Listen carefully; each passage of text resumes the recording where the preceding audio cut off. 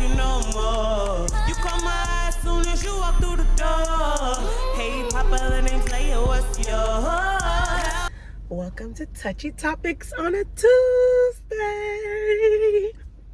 All right, so I just want to give a full disclaimer that this Touchy Topics is going to be very touchy. The topic that I want to speak on is like molestation. I can't really speak on rape because I've never been raped, but molestation and then the taking of a child's adolescence, you know, taking advantage of. That's the word I'm trying to use. Also, please don't judge me for my voice right now. I'm recovering back from the flu and also a fever, so bear with me. All right. The touchy topic for today, although I seem very happy, I'm happy because like I'm back. But overall, the touchy topic is very touchy. I've been wanting to get to this touchy topic for a very, very long time, but I haven't because I really just didn't know how to approach it. And I think I'm just gonna go into it. Like, there's really no way to approach this topic. With that being said, let's dive in. I say it's touchy because it happened with me, with multiple family members. And I know that I'm not the only person in this world that has been touched or molested or taken advantage of during their adolescence. So I just wanted to really just speak on it because, again, not enough of us ladies bring it up to let other ladies know that they have support. So growing up,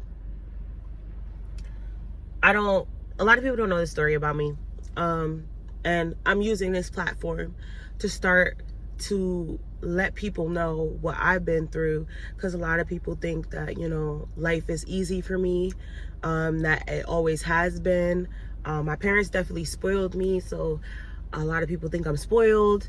I appreciate my parents for spoiling me because honestly, I don't know if I would be the person I am today if I didn't have that balance, because I was taken advantage of multiple times. So I'm not gonna go into detail. I'm not gonna name any names, but I'm just gonna speak on my feels now, my feels then, and how I'm basically proceeding forward. With that being said, here's the backstory. I don't know the age that I was, but I was molested by a few of my aunts. I was also stripped of my adolescence by a few of my aunts. And then I was touched by an uncle. Now, this all wasn't all at the same time. This happened at different times in my life. And I kept it to myself. You know, those not sayings, but you know when they say like the person who molested you told you shh and be quiet, don't tell nobody. Like, granted, I had parents that told me to tell when, you know, I was being touched or if I felt like something wrong was being done to me. But because they were in my family, I just felt like I would have been, my family's like knit close together. It's, at least back then they were. But I just felt like I was going to be breaking up a happy home, whether that was their literal home or just our family. Like, I felt like I was going to be the reason for that. And so I kept it to myself for a very, very, very long time. And I didn't come out till like, I believe I was like maybe 15 or 16, and I was spiraling out. I was doing bad in school. Not that bad, like grades wise. I know some people go through things and they spiral out, as in they may get into some things that they shouldn't be doing. They might get into some drugs they shouldn't be doing at a young age. But for me, I was just acting out, maybe talking back to my teachers, talking back to my parents. And so my parents eventually sat me down and was like, what is it? What's going on? You have to tell us at this point. And I just broke down and ended up telling them, like, you know, growing up, you guys gave me a great life. My parents, I will say, gave me a great life growing up. But the people around me kind of took it away from me. And they were like, well, what do you mean by that? And to long story short, I just let my parents know that, you know, I was molested. I was also open to like girls going wild. You know, that was the show that came on early in the morning back in the day, where girls would be like lifting their shirts, and like I was just exposed to a lot that I shouldn't have been. In a way, it was making me spiral out because I didn't have nobody to talk to about it. When I did have, you know, just me being young, I didn't think I have anybody to talk to about it. And it also grieved my spirit because I'm a church girl. So I'm battling these thoughts. I'm battling like, am I supposed to be thinking this? Like, what is going on? Everybody else seems like they're not thinking about this stuff, but here I am, more advanced, not because of my own choice. I'm not gonna get into the details of what exactly happened to me. Like I said, I was definitely exposed to like girls going wild. At one point, it's sad. At one point, I was outside with my aunts and I was just outside in the backyard, and like one of my aunts are in the mirror. One of my aunts are in the window facing the backyard, and the other aunt is with me and is like, you know, pull down your pants and like pull up your shirt. And yeah, it just exposed me so early. And it grieved my spirit for so long because I thought I was bad. I thought I was the icky one.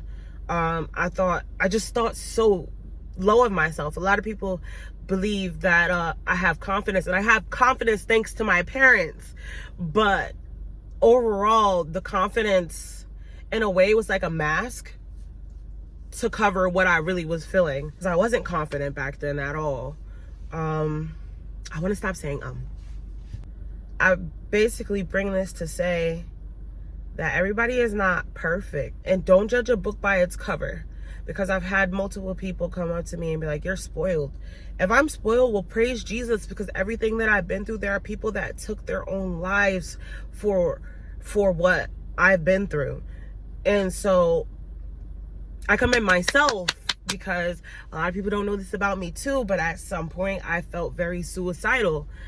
And I didn't take that way. I didn't take that route because I had siblings, younger siblings, and I thought about them a lot. You know, what would they think? My older sister, you know, killed herself off, and I don't even know why.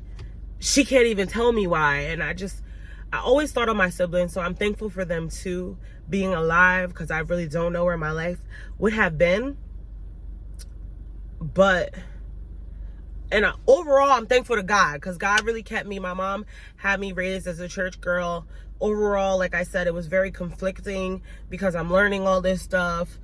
And then I also know that this stuff is bad. So then like, that's where I was just like, oh, am I a bad person? Because I'm thinking about stuff that I shouldn't be thinking about.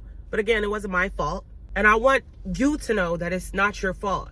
If you're still struggling with it, if it just happened recently, it is not your fault. I just wish that back then I spoke to someone so that I knew back then that it wasn't my fault. Because I feel like mentally I would have been a lot further along. But you know, everything happens for a reason. Maybe somebody will listen to this and decide like, let me hit up Solea, because you know, I thought I didn't have nobody to talk to. And here she's gone through all of this, and she could be my person to talk to. I am open, I'm here for anybody. You are beautiful and you are loved. As of right now, my feels towards it, I still have anger sometimes. As for the aunts and the uncles, I've distanced myself. I don't really want to speak to them, because like, now that I'm older, I see everything that it initially did to me. You know, when I was young and just going through the motions. But now I really see how it affected me. And so like, it's not that I hate them, because I don't hate nobody. But I just feel like to keep myself at peace, I don't need to smile in nobody's face. And that's what I did when I was younger. I would literally be sitting around them. At some points, they were always at my house. And so like, I would just have to put on a facade and put on a fake. And I feel free now. I feel free because I don't need to do that. Do I forgive them? It's hard for me to say the words I forgive them, but I do. They were young, they were dumb. It doesn't give them any excuse to why it should have happened, but it happened to them. And I don't know, maybe at that time it was normal to them, and that's why they did it. I don't know.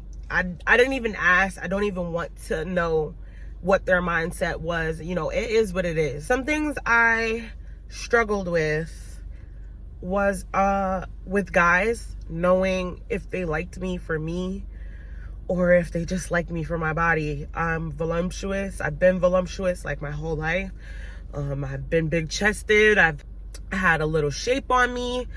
And so I always worried, like, are you talking to me to talk to me, or like, are you talking to me because you just want to get in my pants? Like, I always struggled with that.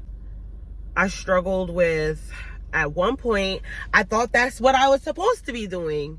Not to say I was doing it to everybody. There was a certain few people that, you know, I felt comfortable with. And I thought that the sexual thing is what you were supposed to be doing. And I can say that I was one of those girls that was sending the little booty pics. I had clothes on. Well, underwear or shorts. But I definitely sent a few booty pics. I sent a little couple cleavage pics. Never the full-blown titty, but...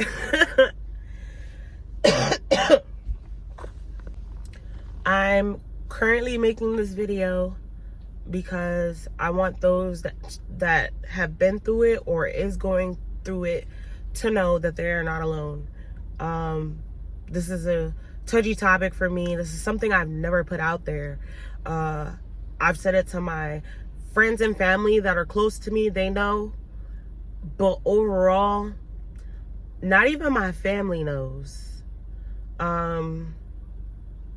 I have first cousins that don't know what I was going through, and still to this day don't know. But I'm just here to say to those that have been touched inappropriately, whether it's by a family friend or family in general, that's who I was touched by, that you are loved and you are great. And like, you know, don't let nobody think or have you feel any other way. God made you specially. So maybe, and this is how I try to think of it, maybe God had you go through it so that you can help someone else. And that's why I said that I have to speak on it. I have to release it, because I don't believe I fully ever released it. It's always in the back of my mind. I think about it, not all the time, but I think about it here and there, still to this day. And so I wanted to use my platform to speak on it and maybe either help or let someone know that I'm here for you. Lastly, I would like to say that tomorrow I'll be dropping another video. So, you know, today's Tuesday. There's going to be another touchy topic on a Tuesday, on a Wednesday. I just want to get rid of the video. This is a video that I was supposed to drop a long time ago, and I haven't had the chance to drop it. So I figured, what's better than having 2 in 1 week? So you'll have another touchy topic tomorrow. Bear with me. And yes, we're going to take it to the top. Don't let nobody steal your joy. This is something I'm still learning to this day. Don't let nobody steal your joy. Peace, love, and hair grease. Shine on.